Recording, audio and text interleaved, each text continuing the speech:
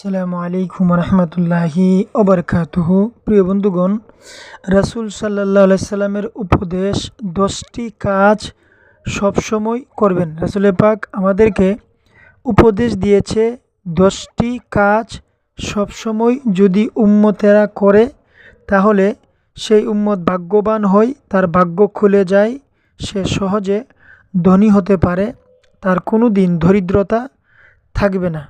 বন্ধুরা, কোন কোন 10টি কাজ আমার ভিডিওতে আছে, ইনশাআল্লাহ সম্পূর্ণ ভিডিওটা দেখুন, অনেক কিছু বুঝতে পারবেন, টেনে টেনে দেখবেন না। বন্ধুরা, এর আগে বলতে চাই, আমার চ্যানেল সাইফুল দোয়া মিডিয়া এ পর্যন্ত যারা সাবস্ক্রাইব করেছেন সকলকে অসংখ্য অসংখ্য ধন্যবাদ জানাই। আর যারা এখনও সাবস্ক্রাইব করেননি আমার চ্যানেলটি সাবস্ক্রাইব করে নেবেন। বন্ধুরা, চলুন এখন দেখি কোন কোন 10টি কাজ আমাদেরকে করার জন্য রাসূল পাক সাল্লাল্লাহু আলাইহি ওয়াসাল্লাম হুকুম করেছেন। 1 নম্বরে হচ্ছে অধিক পরিমাণে আল্লাহর জিকির করা। বন্ধুরা, আপনারা যদি জিকির করেন, ফাজকুরুনি আজকুরুকুম ওয়াশকুরুলি ওয়ালা তাকফুরু, আল্লাহ বলছেন যারা আমাকে জিকিরের মাধ্যমে ডাকবে আমি তাদেরকে মাগফিরাত করে দিই। সুবহানাল্লাহিল আযীম। বন্ধুরা, 2 নম্বর, তাহলে আমাদের অবশ্যই বেশি বেশি করে জিকির করার প্রয়োজন। 2 নম্বর হচ্ছে পিতামাতার সাথে সদ্ব্যবহার করা, আব্বা আম্মার সাথে সদ্ব্যবহার করতে হবে।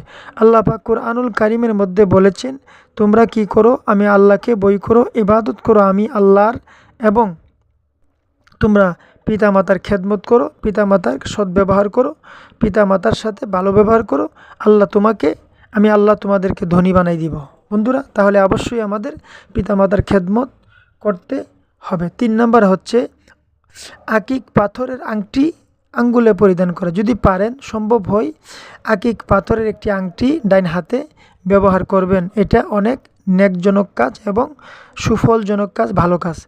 4 নম্বরে সক্ষম হলে হজ আদায় করা। আপনারা যদি টাকা পয়সা থাকে, যদি ধন থাকে, সম্পদ থাকে, আপনাদের যদি তৌফিক থাকে, আপনারা কি করবেন, আপনারা হজ করবেন। কারণ সম্পদশালী টাকাওয়ালা লোকদের জন্য হজ করা ফরজ।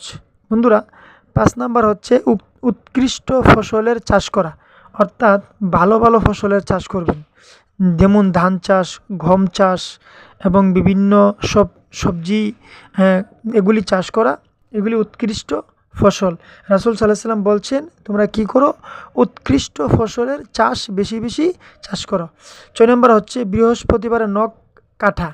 আপনারা কি করবেন, বৃহস্পতিবারে নখ কাটবেন। এটা রাসূল সাল্লাল্লাহু আলাইহি ওয়াসাল্লামের বাণী এবং আদেশ।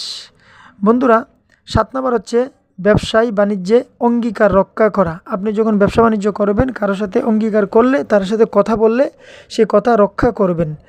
8 নম্বর হচ্ছে অন্ধ লোকের সাহায্য করা। যারা অন্ধ লোক আছে, অন্ধ লোকদেরকে আপনারা কি করবেন, সাহায্য করবেন। 9 নম্বরে সর্বদা জুতা ও খরম ব্যবহার করা। আপনি চেষ্টা করবেন সবসময় জুতা পায়ে হাঁটার জন্য, জুতা রাখার জন্য, রাসূলের আদেশ। 10 নম্বরে যে আমলটা, এটা হচ্ছে মসজিদ ঝাড়ু দেওয়া। যদি পারেন আপনি মসজিদে ঝাড়ু দিবেন, মসজিদ পরিষ্কার করবেন, মসজিদে খেদমত করবেন, মসজিদ পরিষ্কার রাখার চেষ্টা করবেন। মসজিদে অনেক সময় ধুলিবালু থাকে, সেই ধুলিবালুগুলি যদি আপনি মুছে ধুয়ে ঝাড়ু দিয়ে পরিষ্কার করে দেন, তাহলে আল্লাহ বলছেন আমি তার আমলটাকে ঝাড়ু দিয়ে, তার আমলটাকে পরিষ্কার করে কলবটাকে নুরানি করে দিই। সুবহানাল্লাহ।